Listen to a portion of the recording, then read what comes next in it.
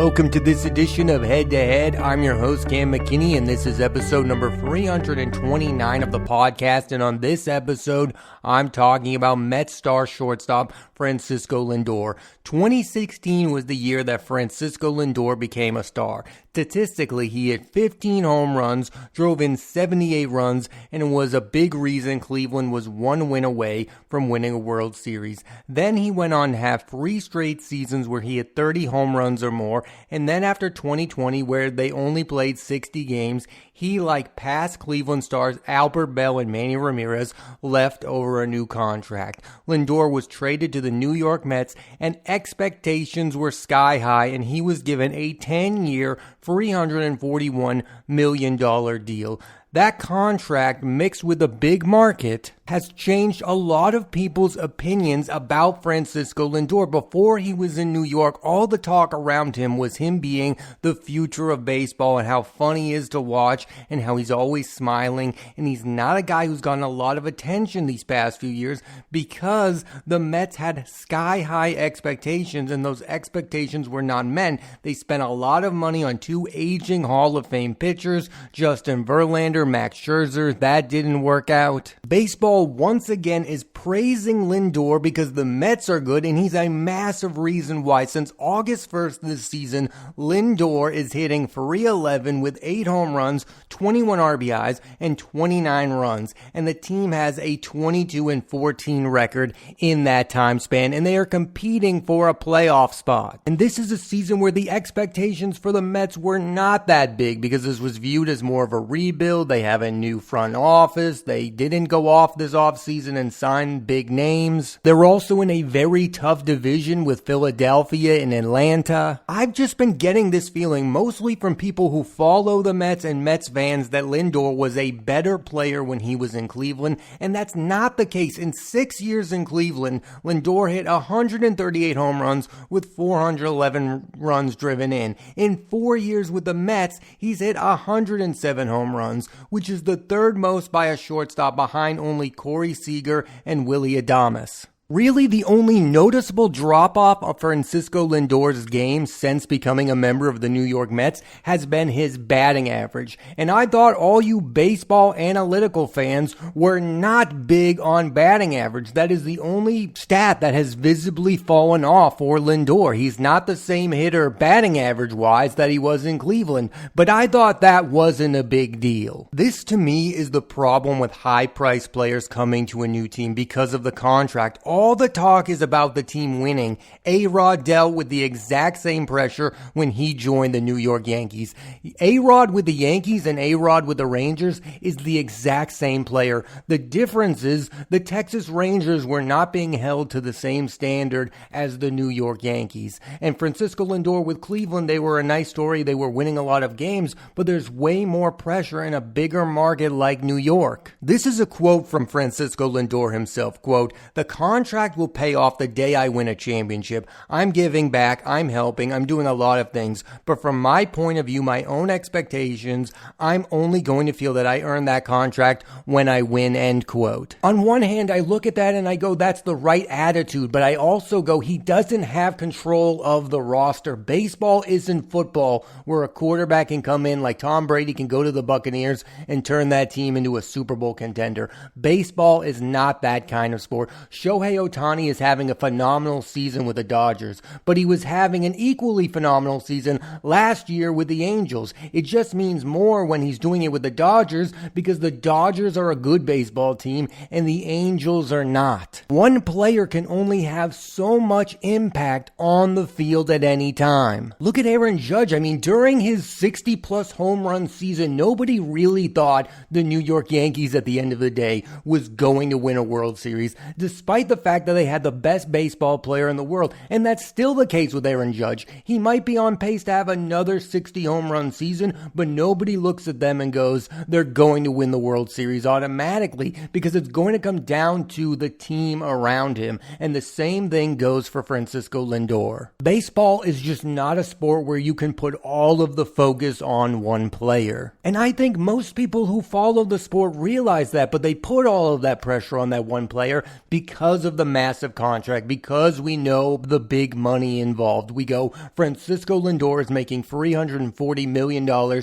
so he needs to hit 40 home runs a season. The Mets need to make the National League Championship Series year in and year out, and they need to be legitimate World Series contenders every year, and that's on Francisco Lindor. The reason I like the Mets' chances over the next few years is not only because of Francisco Lindor, I think he's a great shortstop, but because they have David Stearns running the front office, who turned the Brewers into a consistent organization. I am really interested to see if the Mets retain slugger Pete Alonso, because if you lose him, that puts even more pressure on Lindor in the eyes of Mets fans. He becomes the face of the organization, and that's great to be when things are going well and you're talking about him like he's an MVP candidate. But when things go bad, that's who you're going to blame. You're going to blame the high-priced player. You're going to blame Francisco Lindor. The same way a few years ago when things were not going well for the Mets, all of the blame went on Justin Verlander and all of the blame went on Max Scherzer. Getting back to Lindor joining the Mets in the first place, very rarely does a player walk into a new team and become not only the best player,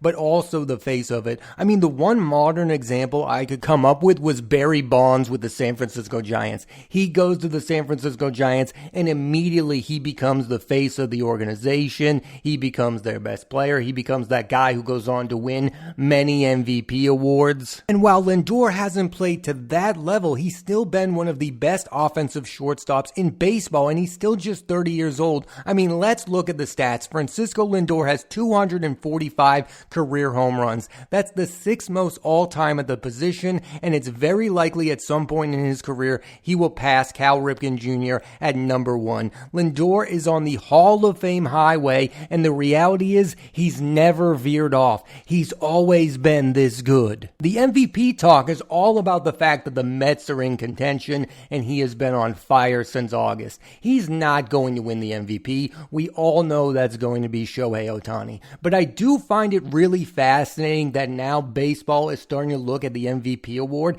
and try to make it about the success of a team. Francisco Lindor is being rewarded because the Mets are in the playoff hunt, and he has been really good during that. But over these last few years, Mike Trout has won MVPs on really bad teams. Shohei Ohtani has won MVPs on really bad teams. A-Rod won his MVPs in Texas on really bad teams. Other sports have made their minds. When was the last time the NBA had an MVP award winner on a team that didn't make the playoffs? That hasn't happened. That doesn't happen in that sport. The same with football. The two things are intertwined. You need to be on a really good team to win an MVP award, and baseball just can't make up its mind, and I find it kind of maddening. Either you have such a historically statistical season that they give you the award, or you're on a team like the Mets and you're carrying them to the postseason and they reward you for that. To me, the real difference between baseball and the other sports is the fixation on the stats. I mean, Ronald Acuna Jr. was on a great team last year in Atlanta, but he won the MVP award because he got to those 40 homers and he got to that 70 stolen bases. And Shohei Ohtani isn't going to win an MVP because he's on the Dodgers. He's going to win an MVP award because he's going to steal 50 bases and hit 50 home runs. And if he had those exact same stats on the Angels, even if they were in last place, he would have won the MVP award in the American League. It has nothing to do with the record of that team. In the other sports go, we look at the stats, but we also look at the record of that team and how they're overperforming. And even though they never will, I think baseball should make up their mind. Like, do you want to win MVP awards for the stats, or do you want to make it a team-centric award? So yes, I believe the Mets' lack of success as a team is the reason that Francisco Lindor has not been getting the same coverage he got early on in his career when he was with Cleveland. And I understand that to a point. When a young player is on a team that makes it all the way to the World Series, you're going to talk about that player more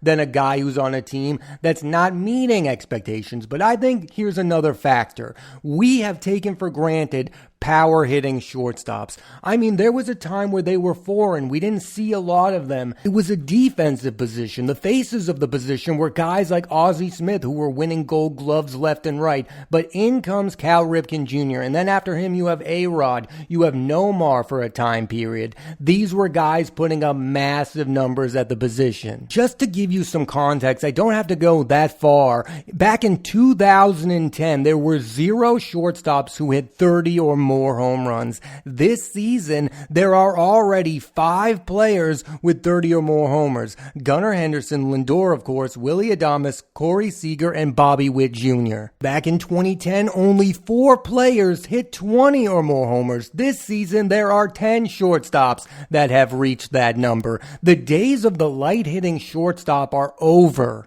And what that means is I think it's harder for an individual to stand out. It's like the catcher position. I'm still in awe of Salvador Perez because I see so many bad hitting catchers throughout the league. I go, wow, this guy is so much better than the rest. And as good as Francisco Lindor is, it's hard to say he's the best shortstop in all of baseball when there's guys like Gunnar Henderson who's emerging. There's guys like Bobby Witt Jr. who's emerging. There are so many other great shortstops. If I plopped Elly De La Cruz back in 2010, he might be viewed as the best shortstop in all of baseball, but in today's era, he might not even crack the top 5. That's how insane the position has become. There are guys who have Hall of Fame credentials, Corey Seager, Carlos Correa. I didn't even mention the name Trey Turner, who I believe is one of the best hitting shortstops in all of baseball. You could argue the position's never been stronger. There are no shortstops out there anymore who are hitting 220 with 5 homers who are only in there because they're really good defensively. Those days are gone. There are almost all-star shortstops on every team now. There are all-star level shortstops. These are massive hitters. These are some of the best players on their respective teams. So in another era, Francisco Lindor's numbers would really be popping off way more than they are now. I mean, this is a guy who is at one point going to be the Major League Baseball leader for home runs at the position. He's already 6th all time. He's going to be a Met for a very long time. He's going to, you think, continue to put up numbers. He's going to be one of the all-time greats at his position, but it's just harder to see that in the moment because there are so many other great names at the position. I keep going back to Salvador Perez, a name I might be talking about on this podcast next week, because I look at the catcher position and I go, there's so many light-hitting catchers. There's so many no-names. I mean, not a lot of teams have very good catching.